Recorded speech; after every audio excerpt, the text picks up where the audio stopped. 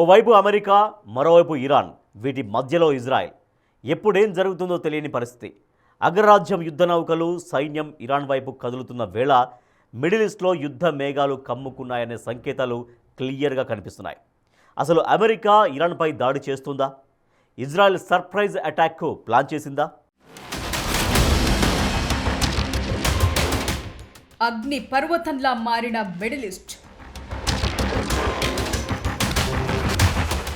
ఎప్పుడేం జరుగుతుందో తెలియని పరిస్థితి.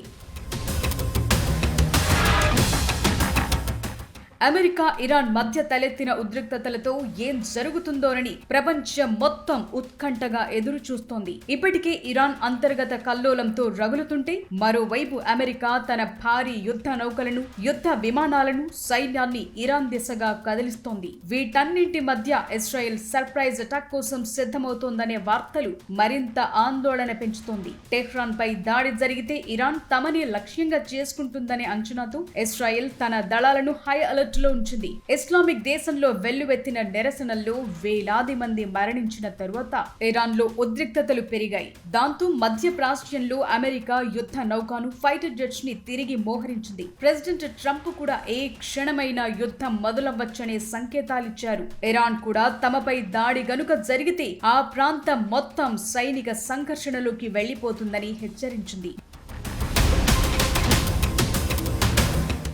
మధ్య ప్రాచ్యంలో కార్యకలాపాలను పర్యవేక్షించే యునైటెడ్ స్టేట్స్ సెంట్రల్ కమాండ్ ని కూడా అమెరికా బలోపేతం చేస్తోంది. F-15E స్ట్రైక్ ఈగిల్ జెట్లని, aircraft carrier Abraham Lincoln ని వ్యూహాత్మకంగా ఇరాన్ దగ్గరకు తీసుకొస్తోంది. అంతేకాదు మిడిల్ ఈస్ట్ లో యుఎస్ తన ఎయిర్ మిసైల్ రక్షణ వ్యవస్థలను కూడా బలోపేతం చేసింది. ఇప్పటికే ట్రంప్ కూడా ఇరాన్ వైపు బిగ్ ఫోర్స్ కదులుతున్నట్లు కన్ఫర్మ్ చేశారు. ఏం జరుగుతుందో చూద్దామన్నారు. అక్కడేమీ జరగొద్దని కోరుకుంటున్నామని, ఇరాన్ ని చాలా దగ్గరగా గమనిస్తున్నామని చెప్పారు ట్రంప్. అయితే దావోస్ లో మాత్రం ఇరాన్ పై మిలిటరీ యాక్షన్ అవసరం ఉండదని తాను ఆశిస్తున్నట్టు తెలిపారు. తన బెదిరింపుల కారణంగానే టెహ్రాన్ 800 మందికి పైగా నిరసనకారుల ఉరిశిక్షలను నిలిపివేసిందని తెలిపారు. వారిని ఉరితీస్తే ఇరాన్ పై తీవ్ర చర్యలు తీసుకుంటానని హెచ్చరించడంతో ఇరాన్ పాలక వర్గం వెనక్కు తగ్గిందన్నారు. ఈ విరామం శాశ్వతంగా ఉంటుందని ఆశిస్తున్నట్లు చెప్పారు. ఇంటర్నెట్ బ్లాకౌట్, స్టార్లింక్ సేవలపై ఆంక్షలు విధించినప్పటికీ ఇరాన్ నుంచి హత్యలు, హింసలకు సంబంధించి భయంకరమైన వివరాలు బయటకొస్తున్నాయి. ఇప్పటిదాకా వచ్చిన రిపోర్ట్స్ ప్రకారం 500 మంది భద్రతా సిబ్బంది సహా 5,000 మంది నిరసనకారులు మరణించినట్లు చెప్తున్నారు. మరోవైపు అమెరికా ప్రెసిడెంట్ పై దాడి చేస్తామని ఖమేనీ ప్రభుత్వం హెచ్చరించడంతో ఈ ప్రాంతం మొత్తం ఉద్రిక్తతలు ఇంకా పెరిగాయి. ట్రంప్ కూడా ఇరాన్ నుంచి వస్తున్న బెదిరింపులను పెద్ద ఫోర్స్ తో ఎదుర్కొంటామని హెచ్చరించారు. తమ దగ్గర చాలా మిలిటరీ ఆప్షన్స్ రెడీగా ఉన్నాయన్నారు. అమెరికా సైన్యం మధ్య ప్రాచ్యం అంతటా వేగంగా ఫోర్స్ ని మోహరిస్తోంది. ట్రంప్ కూడా న్యాయాత్మక దాడి కోసం ప్రెజర్ చేస్తున్నట్లు తెలుస్తోంది. ఇరాన్ కూడా ఎలాంటి దాడి జరిగినా తీవ్రంగా రియాక్ట్ అవుతోందని హెచ్చరిస్తోంది. ఇరాన్ పై యుఎస్ దాడి చేయటం ఖాయమని భావిస్తున్న ఇజ్రాయెల్ రక్షణ వ్యవస్థ కూడా హై అలర్ట్ లో ఉంది. యుఎస్ ఎయిర్ ఫోర్స్ కి చెందిన 12 F-15E స్ట్రైక్ ఈగిల్ జెట్లని యూకే నుంచి జోర్డాన్ లోని ఎయిర్ బేస్లకు, KC-135 వైమానిక రీఫ్యూయలర్లు, C-130 కార్గో విమానాలను మోహరించింది. గత సంవత్సరం ఇరాన్ తో జరిగిన 12 రోజుల వివాదంలో ఇరానియన్ డ్రోన్ దాడులను ఎదుర్కొనేందుకు F-15E multi role combat jets ని అమెరికా, ఇజ్రాయెల్ ఉపయోగించాయి.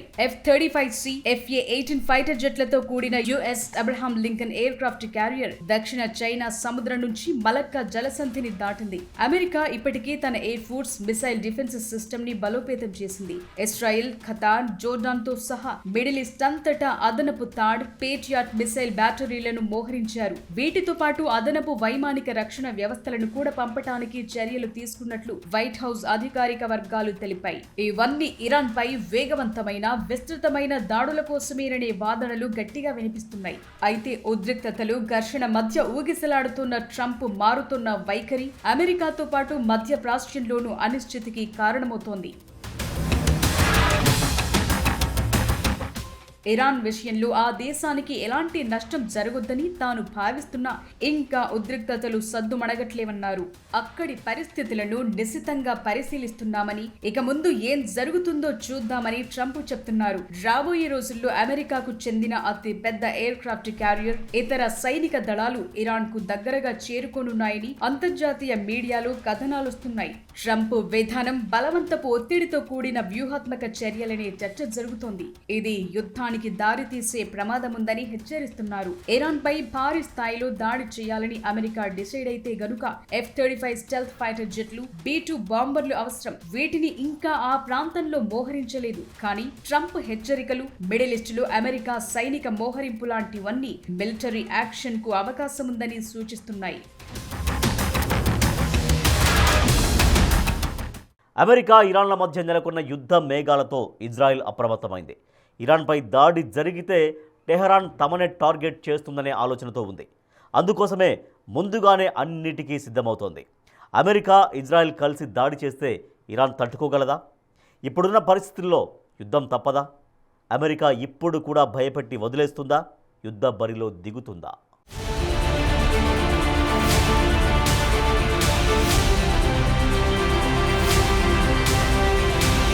అమెరికా బెదిరింపులకు తలొగ్గని ఇరాన్.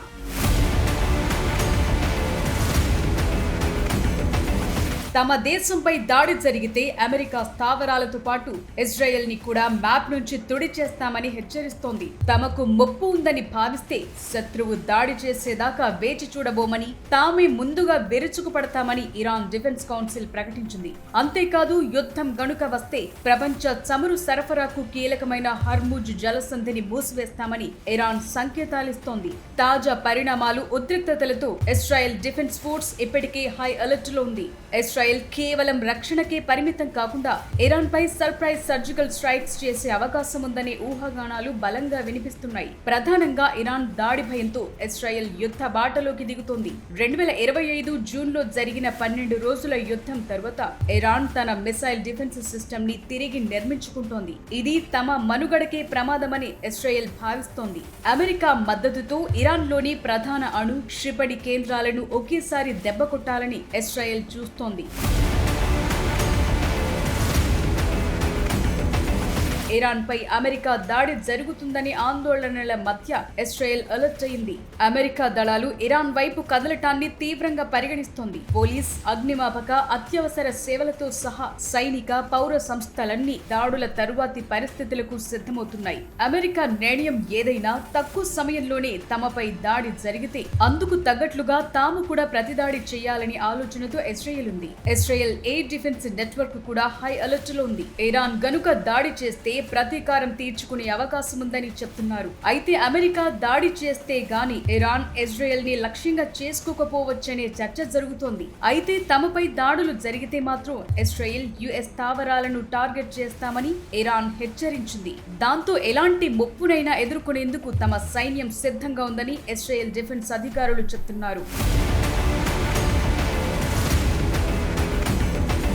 ఇప్పుడున్న పరిస్థితుల్లో యుద్ధం వస్తుందా లేదా అనేది కొన్ని అంశాలపై ఆధారపడి ఉంటుంది. ట్రంప్ స్టైల్ ఎప్పుడూ భయపెట్టి చర్చలకు తీసుకురావటమే. ఆయన స్వయంగా తన సైన్యాన్ని ఉపయోగించాల్సిన అవసరం రాకపోవచ్చనే చర్చ ఉంది. ఇరాన్ తో చర్చల కోసమే మాక్సిమం ప్రెషర్ తెస్తున్నారనే టాక్ వినిపిస్తోంది. సైన్యం మోహరింపు కూడా హెచ్చరికే. ఇరాన్ ఒకవేళ తన అణచివేతను ఆపి చర్చలకు సిద్ధమైతే యుద్ధం తప్పుతుంది. లేకపోతే చిన్న నిప్పురవ్వ కూడా పెద్ద యుద్ధానికి దారితీయొచ్చు. అమెరికా దాడి చేస్తే ఇరాన్ తనపై ప్రతీకారం తీర్చుకుంటుందని ఇజ్రాయెల్ భావిస్తోంది. అందుకే తన గగనతల రక్షణ వ్యవస్థలైన ఐరన్ డోమ్ యారోని హై అలర్ట్ లో ఉంచింది. యుద్ధం అంటూ సంభవిస్తే అది కేవలం ఆ దేశాలకే కాదు, ప్రపంచం మొత్తానికి నష్టం. చమురు ధరలు ఆకాశాన్ని తాకుతాయి. ఆర్థిక మాంద్యం వచ్చే ప్రమాదం ఉంది. ప్రస్తుతానికి అమెరికా భయపెట్టే వ్యూహంలోనే ఉంది. ఇరాన్ గనుక వెనక్కు తగ్గకపోతే సర్జికల్ స్ట్రైక్స్, పరిమితమైన దాడులు జరిగే అవకాశాలున్నాయనే విశ్లేషణలు వినిపిస్తున్నాయి. ఇరాన్పై అమెరికా దాడి చేస్తుందా లేదా అనేది ట్రంప్ తదుపరి అడుగుపై ఆధారపడి ఉంది. చర్చలకు అవకాశం ఉందనే ఊహాగానాలు వినిపిస్తున్న క్షేత్రస్థాయిలో సైనిక మోహరింపులు మాత్రం విధ్వంసానికి సిద్ధమన్నట్లుగా ఉన్నాయి. ఇరాన్ గనుక తన దూకుడు తగ్గించకపోతే మధ్య ప్రాచ్యంలో మరో భారీ యుద్ధం తప్పదనే సంకేతాలు కనిపిస్తున్నాయి.